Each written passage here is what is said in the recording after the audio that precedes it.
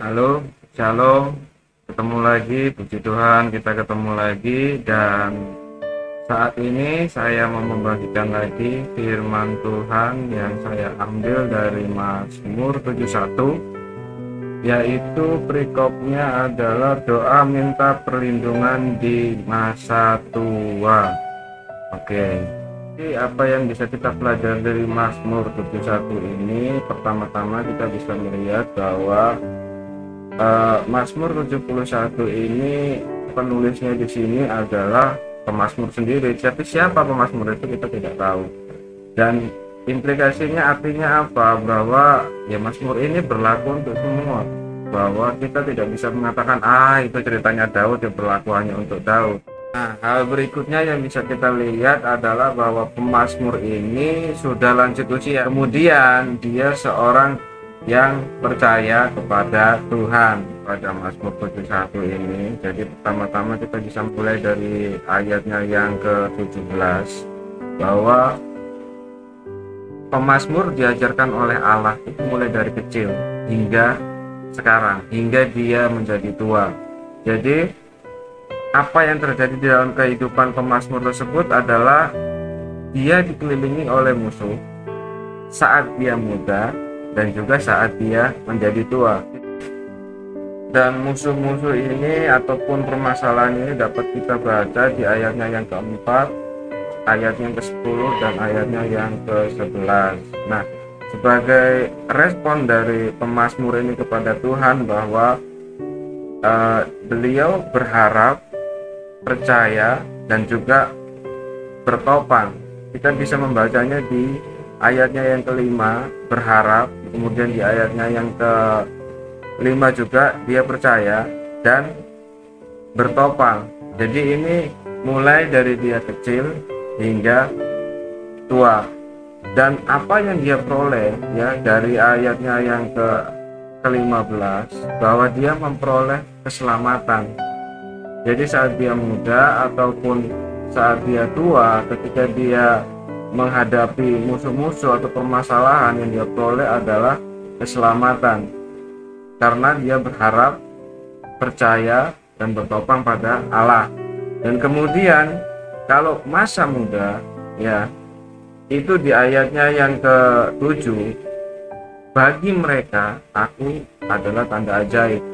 Sementara jika kita lihat di ayatnya yang ke-16, aku datang dengan keadilan Allah, keperkasaan Allah. Jadi saat kita membandingkan ayat yang ke-7 tanda ajaib dengan ayatnya yang ke-16 adalah keperkasaan Allah. Jadi kita bisa melihat bahwa di ayat yang ke-7 banyak orang. Jadi di sini kita bisa melihat bahwa ada keadilan yang dilakukan oleh dunia, kemudian menganggap itu sebagai tanda ajaib. Dan juga kita bisa lihat bahwa di ayatnya yang ke-16 bahwa keselamatan yang diperoleh itu merupakan keperkasaan Allah. Dari aku datang dengan keperkasaan Allah, bukan dari kekuatanku sendiri. Nah, di saat yang muda dan hingga tua pun kita bisa melihat bahwa bersaksi dan juga memuji itu dilakukan pemazmur di saat dia muda dan juga tua. Kita bisa lihat itu di ayatnya yang ke-14 bahwa dia menambah puji-pujiannya ya, justru di masa tuanya dia menambah puji-pujiannya. Nah, sekarang yang menjadi tanda tanya adalah kalau kita kembali ke ayat yang ke-1, muncul rasa malu. Dan kalau kita melihat ayat yang ke-9 juga bahwa jangan meninggalkan aku saat habis kekuatannya, dan jangan membuang aku pada masa tua. Nah, ini kemudian yang menjadi permasalahan yang dialami oleh pemazmur. Dan hal ini juga yang dibaca oleh pemazmur, bahwa ketika Anda melihat di ayat 10 bahwa sebab musuh-musuhku berkata-kata tentang aku, orang-orang yang mengincarnya waktu berunding bersama-sama dan berkata, Allah telah meninggalkan dia, kejar dan tangkap dia, sebab tidak ada yang melepaskan dia. Dunia seperti itu, apakah sekarang yang menjadi permasalahan, apakah Allah seperti itu? Jadi ini yang menjadi hal yang harus dijawab pada kesimpulannya di ayat 19, bahwa keadilanmu ya Allah sampai ke langit, Engkau yang telah melakukan hal yang besar, ya Allah, siapakah seperti Engkau? Engkau yang telah membuat aku mengalami banyak kesusahan dan malapetaka. Engkau akan menghidupkan aku kembali, dan dari samudera raya Engkau akan menaikkan aku kembali. Jadi ini pembuktian yang dialami oleh pemasmur ayatnya yang ke-14. Justru di saat dia itu mendapat permasalahan, dia melakukan puji-pujian yang lebih, jadi menambah puji-pujian.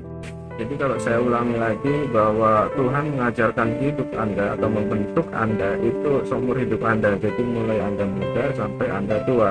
Kemudian ketika Tuhan membentuk Anda itu bukan berarti tanpa masalah, tapi justru dengan banyak masalah. Bukan berarti ketika masalah itu di muda lebih banyak atau apa, di tua lebih dikit, tidak. Semuanya itu proporsi Tuhan yang atur. Dan ini juga membuktikan kepada Anda dan saya bahwa perjalanan hidup Anda adalah tentang di ayatnya yang kedua-dua adalah kesetiaan Tuhan di dalam kehidupan Anda, bukan pada masa muda saja, tapi sampai masa tua.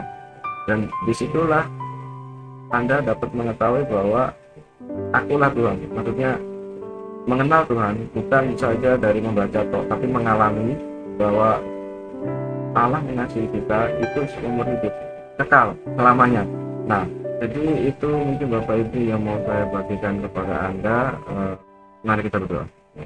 Tuhan Allah Bapa kami yang berkata dalam kerajaan surga, Bapa yang baik, Bapa yang penuh kasih, kami bersyukur untuk firman ini, kami bersyukur untuk penyertaan-Mu sepanjang kehidupan kami. Engkau selalu adalah Allah yang bekerja dalam kehidupan kami, tidak ada yang seperti Engkau adalah harta kami yang paling berharga. Tetaplah berjalan bersama kami, bentuklah kami seturut kehendak-Mu, Bapa. Kami serahkan semuanya di dalam nama Tuhan Yesus kami berdoa, haleluya, amin. Jadi saya kembali ingin mengingatkan bahwa menjadi tua itu adalah berkat, anugerah, dan kemudian saat kita menjadi tua itu bukan sesuatu yang harus kita takuti, tapi sesuatu yang harus kita syukuri, bahwa panjang umur itu juga berarti tua, dan artinya adalah penyertaan Tuhan itu penuh di dalam kehidupan Anda, meskipun itu Anda sudah tua, Anda tidak dituang.